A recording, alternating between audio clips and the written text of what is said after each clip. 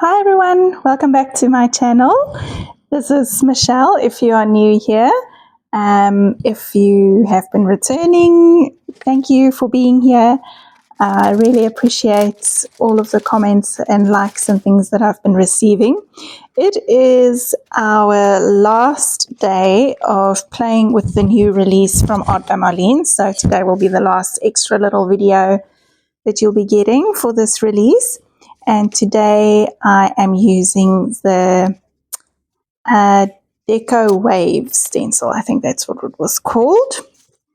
And I decided that I'm going to try and make a cutout page or a lace cut page. Didn't go quite as I expected it would be, but you know what, we got there in the end. Okay, so I first drew a little border around my page because I wanted to know where to stop my cutting. And now I'm going in and I'm just using a light blue color to stencil the pattern that I'm going to cut. I'm not cutting the whole page because this is such an intricate stencil. I knew that if I cut the whole page, if I had to extend that stencil all the way from the top to the bottom, it would definitely not be a strong page to hold up being turned over and over in my journal. So you can see I'm trying to figure out what I'm going to do to make it work, because I wasn't sure if I should cut the white bits or if I should cut the blue bits. But I decided to do the blue bits, and it did take a little bit of thinking and figuring out to make sure that the pieces that are left over are still anchored somewhere. So that little scallop that I did there, the top one, or the bigger one in that second loop, I actually cut, and then I realized I shouldn't have cut that because now I wouldn't have anywhere to anchor the top scallop on. So that one did end up tearing, and I did have to fix it with a little bit of masking tape, which is fine. You can see there how it's lifting. It is holding with the tape, so I'm sure it'll be fine. And I just added a little bit of tape to the front and to the back of the page, just to make sure that that is secured. Okay, back to thinking about how I'm going to do this. I did get there in the end. It was a little bit of, not a little bit, it was a lot of brain work for me today to do that. I ended up not cutting every little single bit that I thought that I would, because, like I said, the in-between bits are quite thin, and I don't think they'll hold on very long if I had to cut every single little blue bit out there. If you are not experienced in lace cutting, I would say don't do it with this stencil. I am pretty experienced with it. I do this often. You can, if you are new here, you can go back to my videos and see I do it often. So I am practiced in it. I'm not the best, of course, but I do them often, so I understand the technicalities and that around it. But if you are new to lace cutting, I would say this is the wrong stencil to try it out with. Not only because it's quite fiddly and thin in between bits, but also because of that arched shape. It was quite difficult for me to get the arch right, and I was turning my page over, and around a lot of the times just to make it a little bit easier for myself. It was not the easiest page to cut, so I probably won't do it again soon, but I am glad that I did it. I like the way that the page turned out. I am glad that I did it. I left the whole of the cutting in so you could see my process, and so that you can see that you know, I am leaving bits behind, and I'm cutting now. I'm starting to cut into more of the white spaces just to add a little bit more detail to it. One thing that you have to remember if you do lace cutting is that you need a very sharp new blade in your craft knife. So right at the beginning there, you would have saw me with my pliers, and I just clipped the end off of my craft knife, and to make sure that it's a new blade. And now I'm just trimming off the little masking tape that was peeking out. Okay, I'm going to start adding color, and I've got that paint called Heaven. I did wet my sponge quite a bit to make sure that I can move that paint around the page, and now I'm going in with Breeze.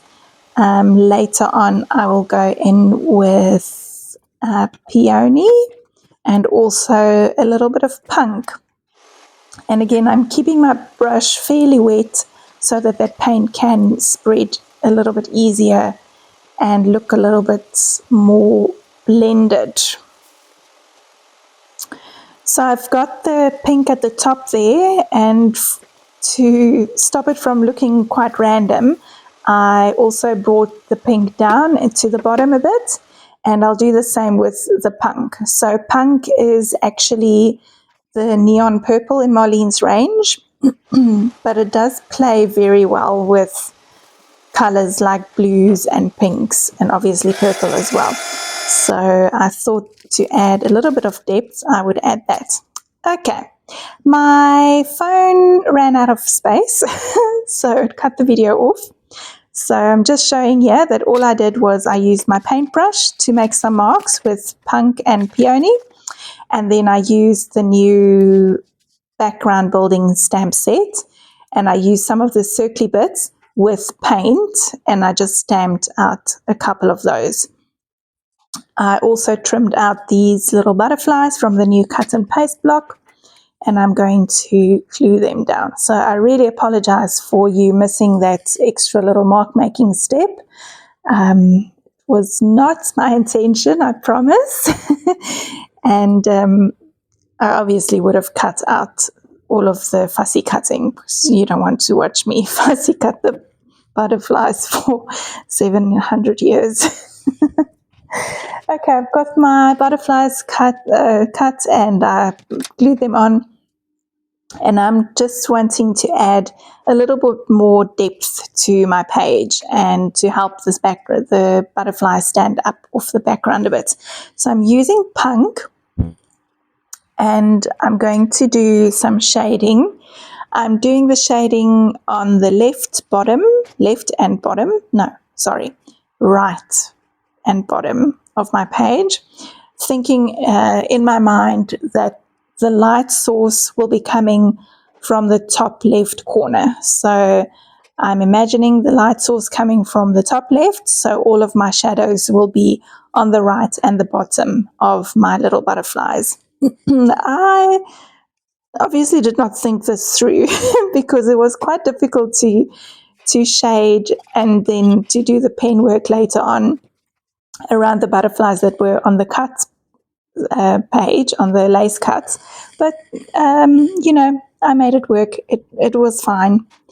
And now to just add a little bit of white space to the page, I'm going in with mark making again.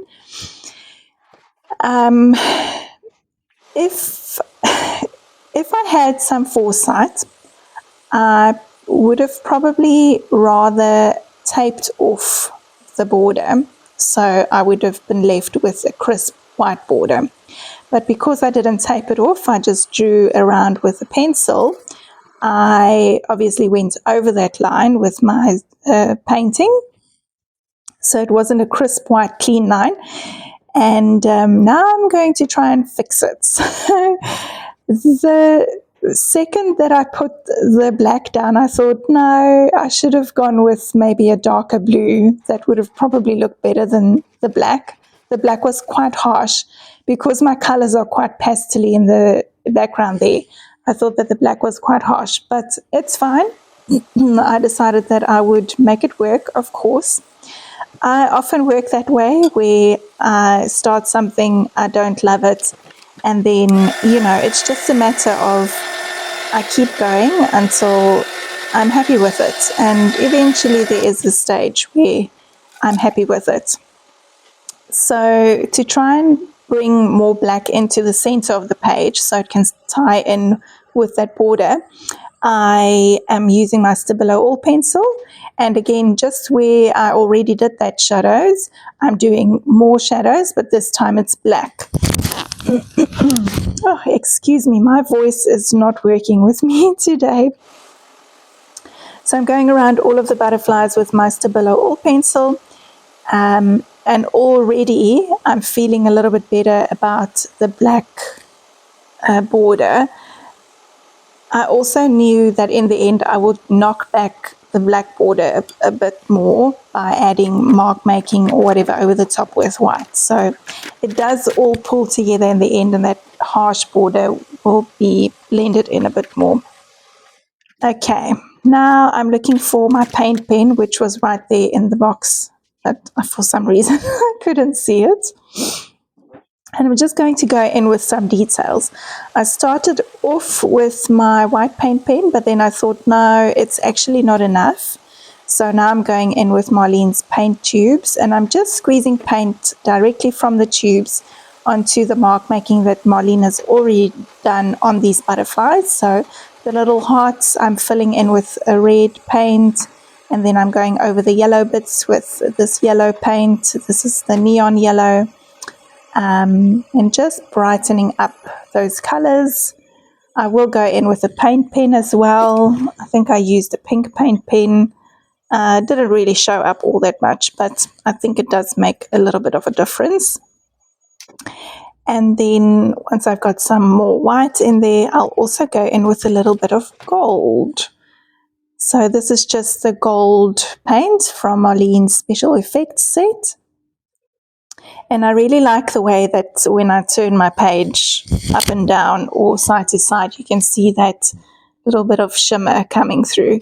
So, yeah, I thought that worked out okay. Again, just going in with some details, trying to brighten up the butterflies, and it also makes it mine a little bit. So whenever I go around things or over things or change colors of things, I'm kind of putting a little bit of myself into that element. And now to try and tie that black in even more, I'm going with an outline around all of these butterflies. And as you can see, it was a little bit tricky to do that on these on the cut bits of the paper, but it worked out okay in the end. And you can now already see that black is tying in better now. It is looking a little bit better now, like the black belongs there. Going to find a black quote. I tried the luxury elements, but I couldn't find one that I loved, so I went to the sticky book. And I found Be Yourself Authentically. I think that was it. Finishing it off with a little doodly border. And then I'm going through my stencils, and I'm looking for a stencil to use around the edge. And I found this one. This stencil is from the last release. Can't remember what it was called. Something about a hexagon, I think. But it has this triangle bit at the bottom there. So I've chosen to just stencil that onto my border. I am using my Amsterdam acrylic for the border, because Marlene's white paint is more of a blending white, so it's not very opaque, whereas this one from Amsterdam acrylic is called titanium white, and it is very opaque. So I wanted the white to be quite prominent. And I'm just going around and around and around. And then I thought, okay, I feel a little bit better about this, but not quite happy enough. So all I did then was just I made an extra doodly border on the inside of that frame. And then I'm going to add little dots in each of those triangles, and that made me happy, so I decided that was it. Okay, thank you so much for joining me for the last couple of days and watching these extra videos. Thank you for commenting and liking. I love hearing from you guys. And as of Tuesday, we will go back to our regular Tuesday and Friday videos until the next release. Okay, and I will chat to you again on Tuesday. Okay, bye.